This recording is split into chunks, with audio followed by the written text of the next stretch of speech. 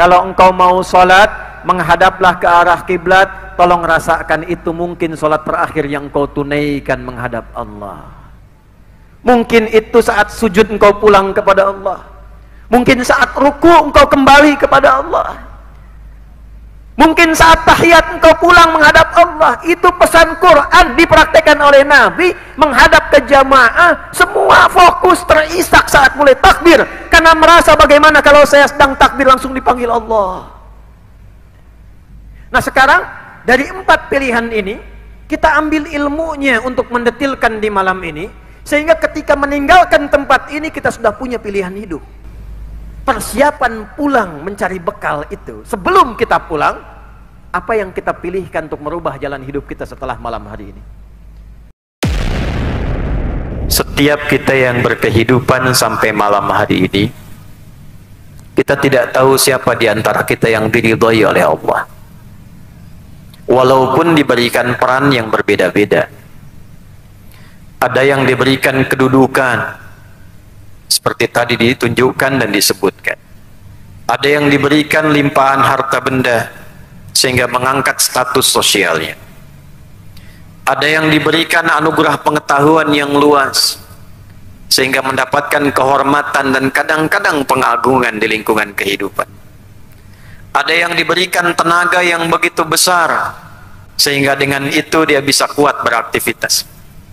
Tapi di antara 4 pilihan dalam berkehidupan ini, kita tidak tahu siapa yang diridhai, apakah amalnya itu dianggap soleh atau amalnya dianggap salah. Quran surah Al-Mulk di ayat yang kedua. Walladzi khalaqal mauta wal hayata liyabluwakum ayyukum ahsanu amala wa huwal azizul ghafur. Walladzi khalaqal mauta wal hayata, dialah Allah yang telah mencipta dan menghadirkan kematian dan kehidupan di sekitaran kita. Hampir setiap hari sekarang ini mudah kita mendengar dan melihat informasi, bahkan menyaksikan langsung tentang kematian. Dulu mendengar kematian informasi begitu jarang. Wafat sampai ke kita ternyata kejadiannya sudah 3 hari ke belakang. Sekarang di tempat yang sama, di waktu yang sama, wafat sekian detik beritanya sampai ke kita. Tapi apakah di antara sekian berita yang kita dengar wafat itu ada yang memberikan pengingat dan pengaruh pada kehidupan kita?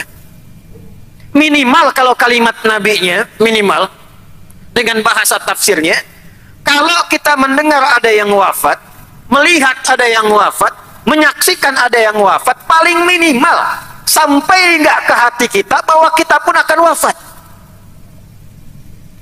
Atau jangan-jangan sampai sekarang, saking banyaknya berita tentang kematian yang didengar, yang dilihat di media sosial, didengar informasinya, disaksikan di televisi, saking banyaknya bangun tidur sampai tidur melihat berita kematian, sampai tidak peka lagi hati kita menyiapkan diri untuk kematian itu.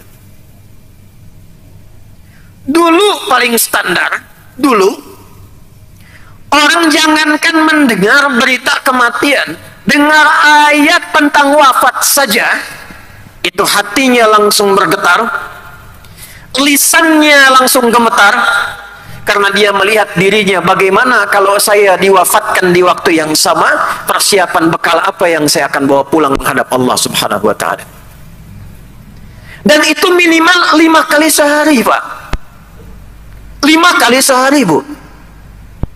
Dan dipraktekkan langsung oleh Nabi SAW, sehingga hampir semua sahabat di 5 waktu ini baru takbir sudah gemetar tangannya. Coba lihat, setiap hari kita dipanggil Allah atau tidak? Halo, kenapa jadi hening begini? Makin malam bahas kematian makin hening ini. Setiap hari dipanggil Allah tidak? Dipanggil. Lewat apa? Adzan. Baik. Pak Andi, ada namanya Pak Andi? Oh, ganti. Pak Tony ada? Ada. Ganti. Ini pasti nggak ada. Suneo. Pasti nggak ada ya. Suneo dipanggil Allah. Apa artinya? Oh, nggak ada yang jawab tuh. Adi Hidayat dipanggil Allah.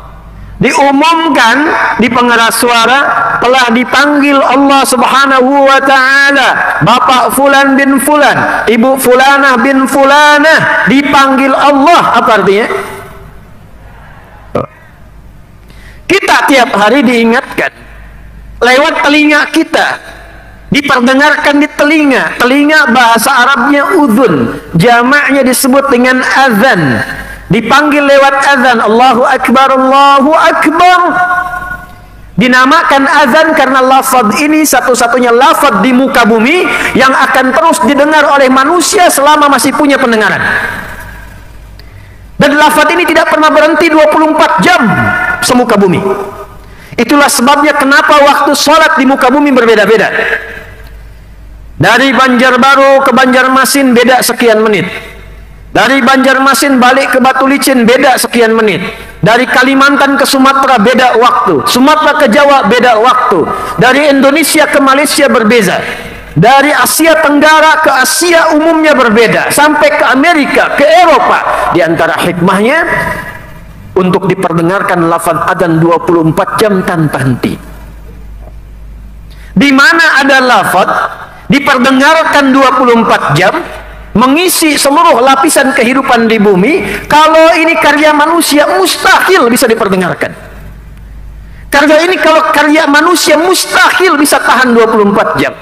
Sejak didengungkan 15 abad yang lalu sampai sekarang azan tidak pernah padam 24 jam.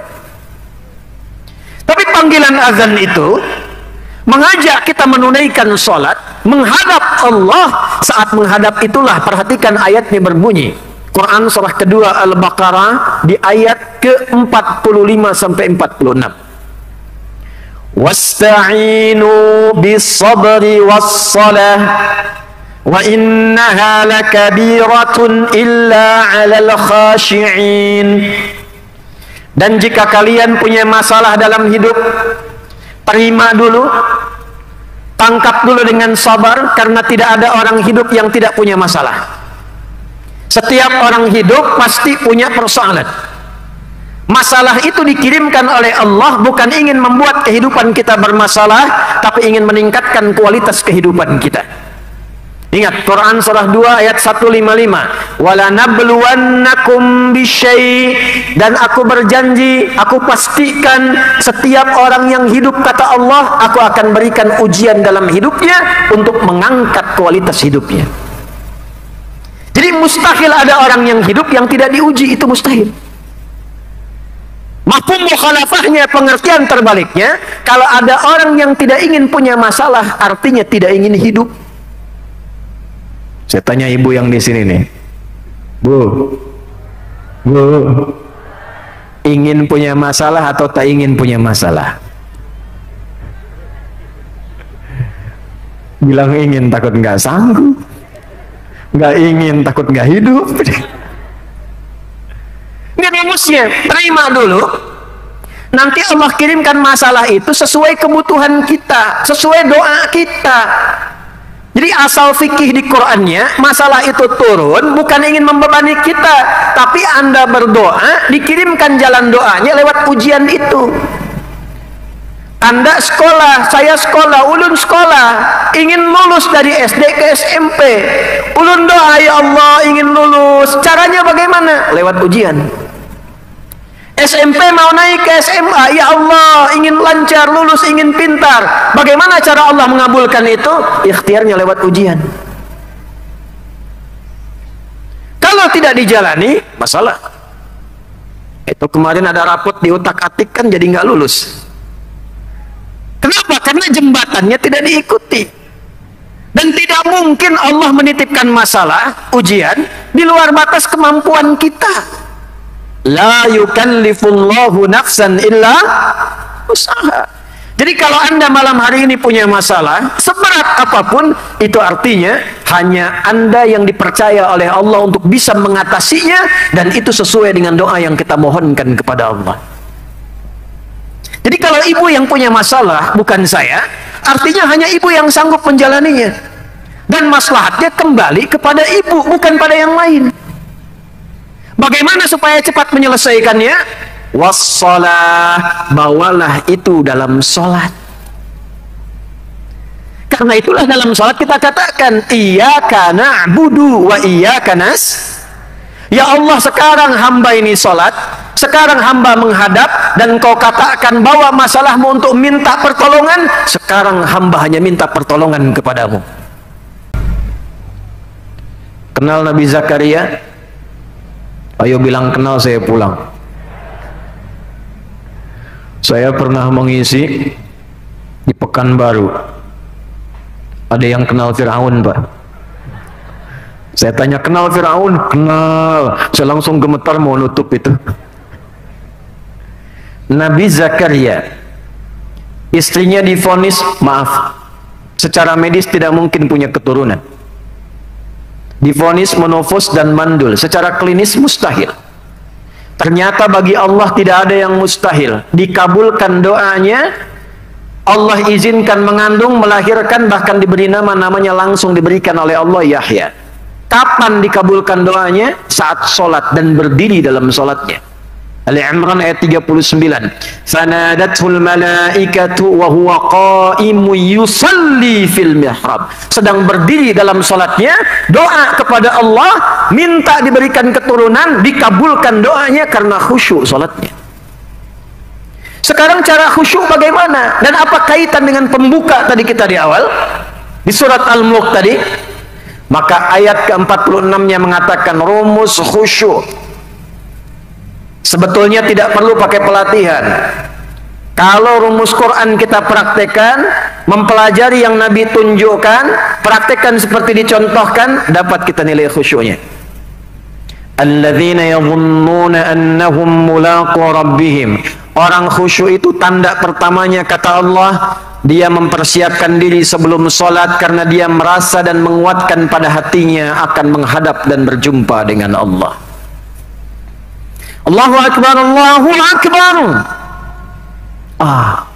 Allah panggil saya.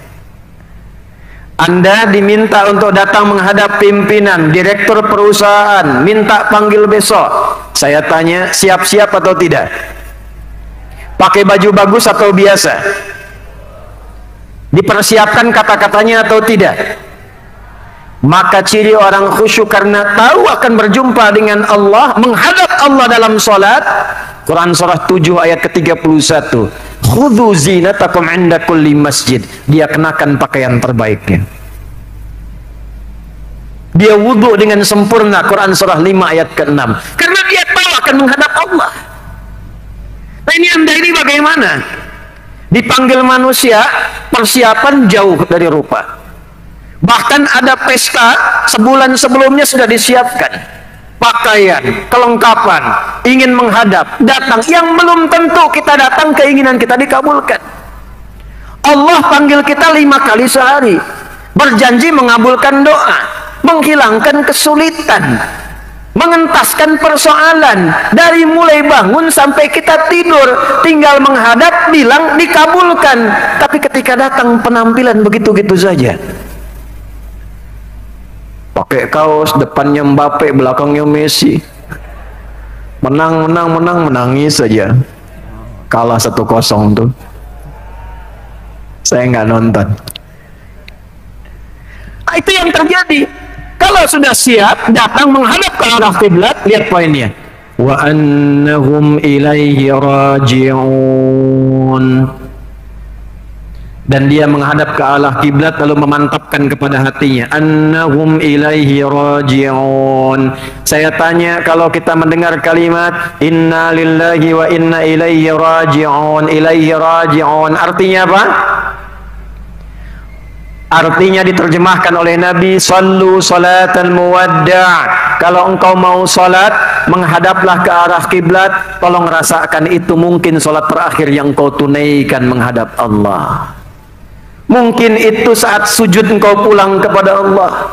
Mungkin saat ruku engkau kembali kepada Allah. Mungkin saat tahiyat engkau pulang menghadap Allah. Itu pesan Quran dipraktekkan oleh Nabi. Menghadap ke jamaah, semua fokus terisak saat mulai takbir, karena merasa bagaimana kalau saya sedang takbir langsung dipanggil Allah. Jadi khalaqal maut itu bagi orang Islam dulu 5 kali sehari sadar dia akan pulang. Karena sadar setiap hari minimal 5 waktu persiapan untuk pulang. Liyabluwakum ayyukum ahsanu amala. Subuh mau ke zuhur, pikirannya bukan sekedar dunia. Dunia hanya wasilah, tapi yang Allah titipkan kepada saya, kalau zuhur saya pulang, bekal apa yang saya bawa? Zuhur nunggu asar, kalau asar saya pulang, bekal apa yang saya bawa? Sahabat dulu begitu. Jadi ketika disebutkan kematian, bahkan dibawa dalam nilai salat, baru mulai bertakbir. Itu Abu Bakar As-Siddiq. Baru disebutkan takbir nama Allah, Allahu Akbar. Farafa'a yadaihi hadwa mankibaihi. Nabi mengangkat tangannya sejajar dengan bahunya. Di riwayat Abu Daud, fayaqulu Allahu Akbar. Maka beliau memimpin mengatakan Allahu Akbar. Abu Bakar langsung gemetar, menangis karena takut kalimat yang diucapkan itu menghadirkan keagungan yang menjadikan dia kembali kepada Allah dalam hisab yang tidak mudah. Jadi Abu Bakar itu kalau takbir beliau gemetar. Ada di Banjarbaru pun besok subuh kayaknya sholat takbir gemetar pula nih. Tapi sadar, tahu makrifat tentang dirinya, dia akan pulang. Nah sekarang tiap hari diperdengarkan di telinga kita, baca kita berita, bahkan diulas, ini si fulan yang menyolatkan sekian, ini yang mengantarkan sekian, ini ahli sekian, yang ini ahli baca Al-Quran, yang ini ahli tahajud, yang ini suka mengajar, yang ini dermawan suka sedekah, ditampakkan di hadapan mata kita. Pertanyaannya, berapa informasi itu yang merubah diri kita menjadi lebih baik? Kalau tiap hari kita sholat, tiap hari diperdengarkan, tapi tidak merubah diri kita menjadi lebih baik, maka patut dipertanyakan apa yang masuk ke dalam diri kita sehingga menghijab nilai-nilai dan cahaya keimanan kita di hadapan Allah Subhanahu wa ta'ala. Ini saya ambil contoh begini. Ini kalau orang sudah mempersiapkan dengan baik, itu pasti pilihannya sempurna. Manusia itu hidup pilihannya cuma ada kurang lebih yang pokok 4. Ada berapa? 4. Ini nanti setelah ini silahkan pilih yang 4 ini mau pilih yang mana. 1, ilmu. Apa namanya? Ilmu. 2, kedudukan, jabatan. 3, harta benda. 4, tenaga. 1 apa?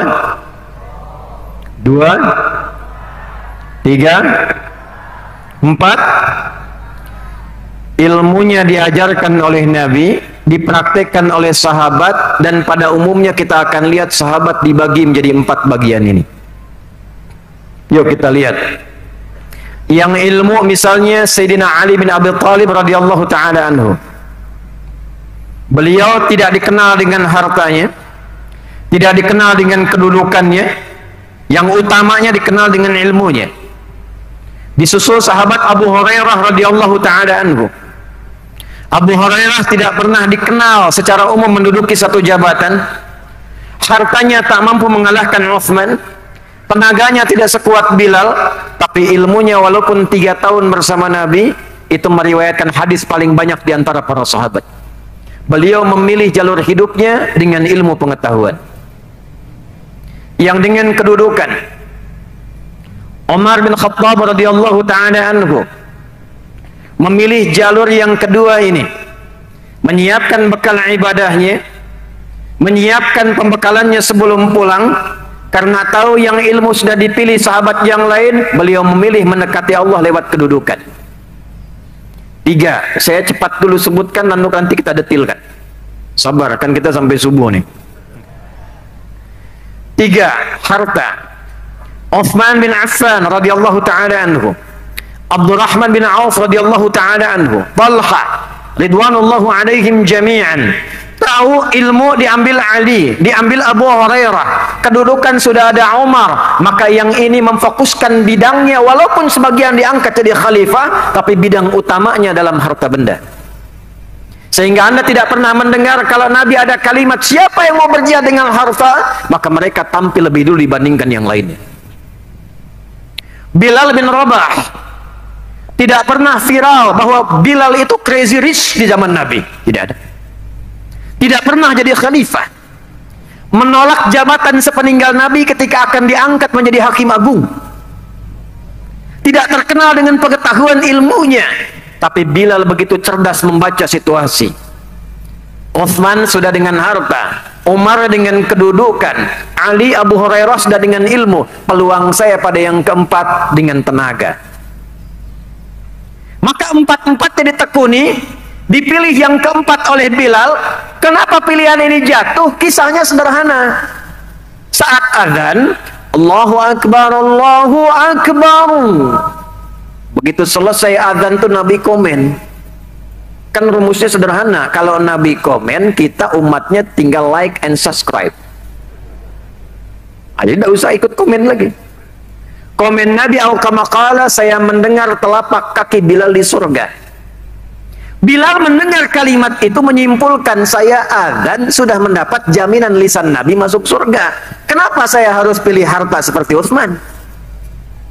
Kan tujuan saya pulang kembali ke Allah. Dunia cuma sementara. Kembali untuk pulang. Nabi sudah jamin dengan lisannya, saya adzan mengantarkan ke surga. Maka ditekunilah fikih tenaga digunakan untuk adzan dan merawat masjid. Kalau Anda yang bertugas di masjid, apapun orang menyebutnya, mau marbot masjid, mau perawat masjid, itu istimewa kalau tahu fikihnya. Satu. Nah sekarang, dari empat pilihan ini, kita ambil ilmunya untuk mendetilkan di malam ini, sehingga ketika meninggalkan tempat ini, kita sudah punya pilihan hidup.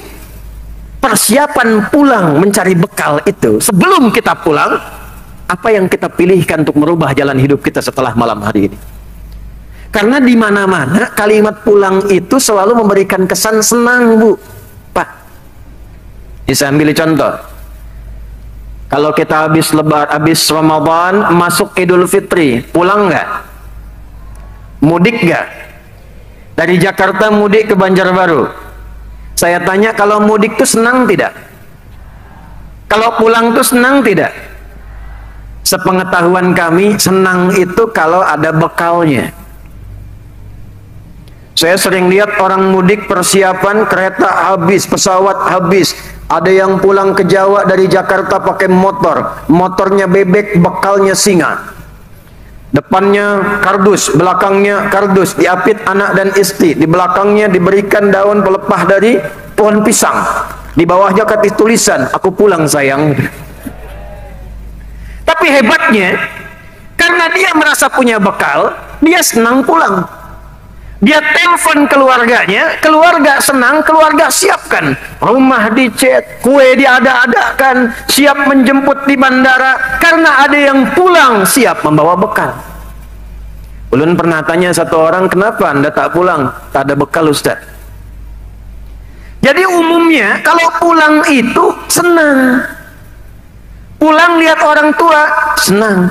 Anak pulang setelah lama tak jumpa di pondok, senang. Anak sulung merantau ke luar negeri bertemu kembali, senang. Siapa yang haji kemarin? Siapa yang pulang haji kemarin? Jadi saya tanya nih, maaf ya, kalau sudah haji mau pulang senang tidak? Insya Allah yang belum haji disegerakan haji ya. Tidak cukup dengan amin, nabung dari sekarang. Jadi pulang itu senang, kembali itu senang. Di mana-mana fitrah kepulangan itu menghadirkan kesenangan. Sekarang saya tanya pada jamaah sekalian, kalau malam ini kita menghadap Allah, pulang kepada Allah, senang tidak? Mau bilang senang takut pulang, nggak senang pulang juga. Kalau keluar kalimatnya tidak yakin, berarti kita yakin bahwa bekalnya kurang. Sebab kalau bekalnya itu sudah merasa cukup, tanya pulang. Saya dengan sahabat Ustaz Arifin Ilham, kami sahabatan, saya jenguk di rumah sakit sebelum meninggal. Saya datang, senyum beliau, genggam tangan saya erat. Kalimat pertamanya satu, Ustaz, abang sudah rindu sama Allah, liqa Allah. Saya punya kiai di Jawa, di Garut, saya dampingi dari mulai sakit, hadirkan Quran di sampingnya, diskusi dengan beliau. Tak kalimatnya, anakku, kapan Buya ini kembali sama Allah? Sudah rindu dengan Allah. Jadi orang-orang yang sudah matang pilihannya, dia tahu jalan hidupnya, dia bukan hanya menunggu sekedar untuk pulang, tapi memang merindukan pada pencipta yang tidak pernah dia tatap dalam hidupnya. Karena itu orang-orang seperti ini, yang penting bagi dia itu bukan surganya, yang penting itu bisa berjumpa dengan Allah. Itu yang dimaksud Quran surah 75 ayat 23 sampai 24. Wujuhu yawma idzin nadhirah ila rabbiha nadhirah. Bukan surganya, ada orang yang di hari kiamat berbinar-binar wajahnya, dimuliakan dengan cahaya oleh Allah, bukan karena surganya, karena dia merasa gembira melihat Allah Subhanahu wa taala yang tidak pernah ditatap selama hidupnya. Punya bekal. Nah, untuk masuk ke tahap itu, kita mesti menentukan pilihan sampai malam ini. Anda mau pilih yang mana? Mau pakai ilmu? Mau pakai tenaga? Mau pakai harta? Atau mau pakai kedudukan? Tapi yang harus Anda sadari, kalau Allah sudah kirimkan satu di antara empat ini, maka itulah pilihan yang telah Allah tetapkan kepada kita untuk mencari akhirat kita dengan itu. Ingat itu ya. Mau ada drone, mau tidak ada drone, tetap itu pilihan. Halo? Siapa yang mau memilih jalur ilmu pengetahuan, boleh angkat tangan. Dah, turunkan lagi. Sekarang kita bacakan ayatnya. Bagaimana cara memilih jalur ilmu sekitar, dengan itu kita mulia di hadapan Allah. Keistimewaannya apa, cara belajarnya bagaimana, dan istiqomah jaga itu sampai dengan meninggal. Kalau ini bisa dilakukan, maka wafatnya langsung syahid, statusnya sama dengan mujahid fisabilillah. Quran surah 9 di ayat 122. Sekaligus kita sambungkan ke tema silaturahimnya. Perhatikan kalimatnya. وَمَا كَانَ الْمُؤْمِنُونَ لِيَنْفِرُوا كَافَّةً فَلَوْلَا نَفَرَ مِنْ كُلِّ فِرْقَةٍ مِّنْهُمْ طَائِفَةٌ لِيَتَّفَقَّهُوا فِي الدِّينِ وَلِيُنْذِرُوا قَوْمَهُمْ إِذَا رَجَعُوا إِلَيْهِمْ لَعَلَّهُمْ يَحْذَرُونَ. Ulun mau cerita sedikit dulu tentang ayat ini. Jadi ayat ini turun saat perjuangan militer fisabilillah itu menjadi primadona pada saat itu. Sampai-sampai saking imannya itu tebal, kalau sudah ada panggilan fisabilillah, maka tidak ada tanya jawab lagi, langsung berangkat dalam kondisi apapun. Sambil contoh begini. Ini kisah nyata. Ada seorang suami sudah beraktivitas 3 bulan. Dia merantau pekerjaan, tak bertemu dengan istri dan keluarga. Sampai pulang ke rumah, bertemu dengan istri, sudah cium tangan, sudah mandi, sudah makan, sedang diskusi, tiba lewat di samping rumahnya terdengar kalimat nada munadi lil jihad. Datanglah pemanggil jihad mengatakan, jahidu fi sabilillah, ayo siap-siap, ada peluang berjihad di jalan Allah. Maka tiba-tiba suaminya mengatakan pada istrinya, panggilan Allah, panggilan Rasulullah telah tiba, ayah pamit dulu. 3 bulan baru datang, ketemu istri, sudah mandi, sudah makan, baru ngobrol, ayo jihad. Ma, papa pamit dulu. Nih, Pak Dayat 3 bulan udah dinas di luar nih. Pulang ketemu sama Bu Lisa 3 bulan. Udah pulang, udah mandi, udah makan, lagi ngobrol. Contoh aja Pak, tiba-tiba datang panggilan, ayo ikut jihad.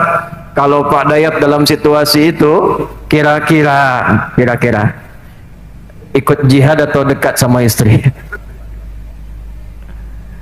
Kalau ibu dalam situasi itu jadi istrinya, kira-kira diizinkan atau tidak? Tidak. Jadi nggak mudah. Tapi karena tarbiyahnya jalan, tahu rumah tangga itu hanya sekedar wasilah mengantarkan rahmat Allah untuk abadi di akhirat, dan itulah yang dilakukan di Gaza saat ini. Semua ibu-ibu itu merindukan anaknya, suaminya, pamannya, keluarganya, semuanya syuhada. Jadi paling bangga kalau ada keluarganya itu wafat dalam keadaan syahid. Paling bangga. Ada anak kita, anak muda pendongeng, kisah nyata, datang ke Palestina, ke Gaza untuk menghibur anak-anak, masa cukup lampau. Tapi kisah nyata. Beliau tanya ke anak-anak TK ini, siapa di antara kalian yang ingin menjadi presiden? Tidak ada yang angkat. Oh, sekarang mungkin banyak yang angkat. Tidak ada yang angkat. Siapa yang ingin jadi dokter? Yang perempuan 1-2 angkat tangan. Siapa yang ingin jadi pemain bola? Anak laki-laki 1-2 angkat tangan. Tapi ketika pertanyaan yang ketiga, siapa yang ingin selanjutnya? Siapa yang ingin menjadi mujahid fi sabilillah dan syuhada? Tidak ada yang angkat tangan.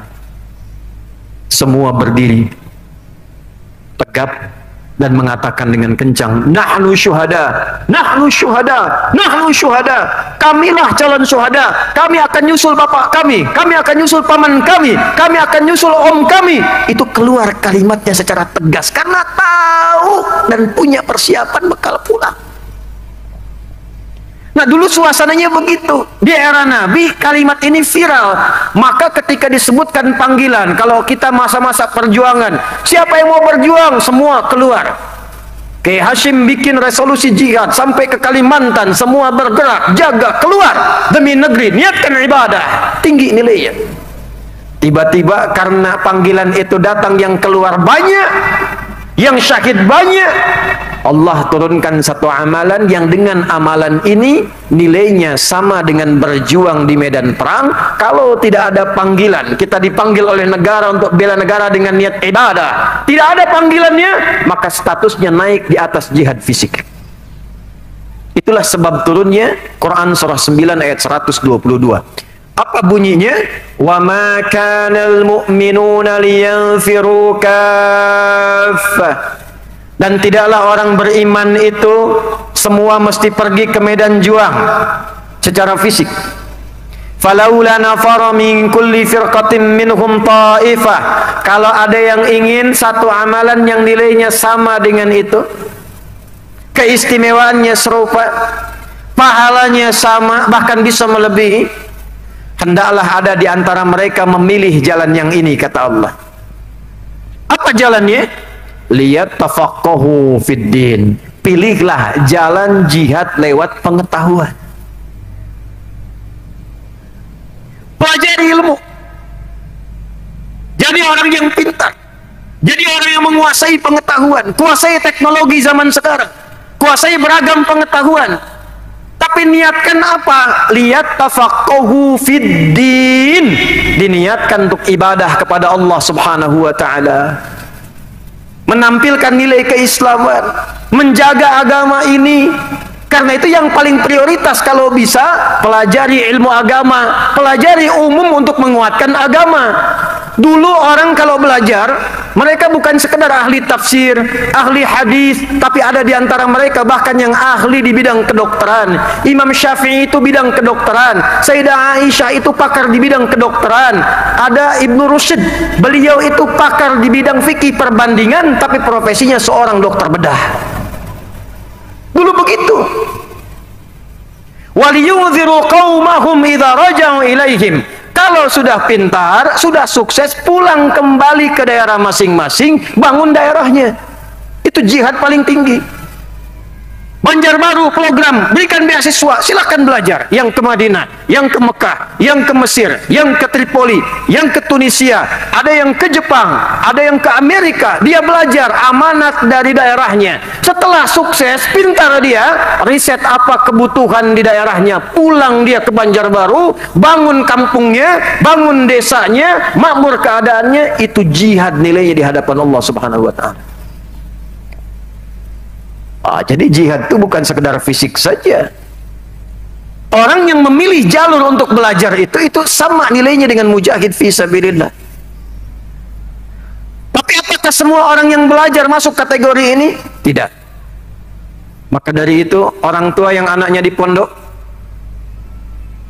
yang anaknya dititipkan belajar agama khususnya, coba perhatikan kaidah satu kalimat ini. Kalau tidak sesuai pondoknya dengan kalimat ini, evaluasi. Quran tidak mengatakan liyata'allamu fid-din. Quran tidak mengatakan liyadrusu fid-din. Kalau ingin belajar agama, kata Al-Quran, liyatafaqahu fid-din. Fikih. Apa artinya fikih? 1 juta. Serius ini. 3 juta. Waktu habis. Udah habis waktunya. Fikih artinya paham. Fikih artinya mengerti. Kalau menggunakan ta artinya sungguh-sungguh. Kalau sebelum akhirnya ada tasydid, artinya semangatnya mesti double karena tidak mudah mewujudkannya. Jadi kalau adinda ini ingin memilih jalur pengetahuan, pesan Al-Quran yang pertama, kalau belajar mesti sungguh-sungguh. Oh. 2, usahakan belajar itu sampai paham. Jangan cuma datang ke kelas, kadang duduk paling belakang, tidak pernah nanya, selesai kemudian pulang, yang penting lulus ujian. Besok mau ujian, baru pinjam catatan teman. Ingat kata-kata saya ini ya, ingat ini. Orang Indonesia itu, alhamdulillah, yakin ini baik-baik, dianugerahi oleh Allah kecerdasan yang sangat luar biasa. Saya di Tripoli diangkat jadi Aminul Khutabah, pemimpin para khatib dan imam yang ada di sana, distrik Sawani. Tiba-tiba satu saat mendapatkan aduan dari siswa Afrika. Ya Syekh, Indonesia muskilah katanya. Syekh, orang Indonesia ini bingung saya. Mau bika, saya bilang, kenapa? Ini saya mau ujian 2 minggu lalu. Saya menghafal 2 pekan persiapan ujian. Besok mau ujian, si fulan Indonesia pinjam catatan saya. Begitu keluar hasil ujian, saya 7,5, dia 8. Saya bilang, belum tahu kamu sistem SKS. Sistem kebut, kadang-kadang 1 jam. Itu saking luar biasanya. Lidah orang Indonesia, dipakai bahasa apapun itu cepat menyesuaikan. Orang India, sampai kiamat kurang 2 hari, asli India, bilang bahasa Inggris, ketahuan Indianya. Orang Cina, asli Cina, belajar bahasa Arab, ketahuan Cinanya. Orang Banjarbaru, datang ke Mekah belajar, ngisi di radio, Assalamualaikum warahmatullahi wabarakatuh, mustami'in al-kiram. Kalau nggak kelihatan wajahnya, orang mengiranya orang Taif. Ternyata Banjarbaru. Orang mengiranya Arab, ternyata Kalimantan Selatan. Dipakai ke Inggris, kayak orang Inggris. Hey John, where have you been? It's so long not to see you. Dipakai seperti Jepang, kayak orang Jepang. Watashiwa Indonesia nu adides. Dipakai bahasa Perancis kayak orang Perancis. Kumasa Soviet? Dipakai Tagalog kayak orang Filipina. Kumasta ka mabuti? Pakai bahasa apapun lidahnya lunak karena sukunya begitu banyak, pulaunya banyak, interaksinya banyak, lidahnya sering terlatih berkomunikasi sehingga ringan dipakai menggunakan bahasa apapun. Tapi tetap kalau ibadah dengan cara pengetahuan kata Allah sampai paham.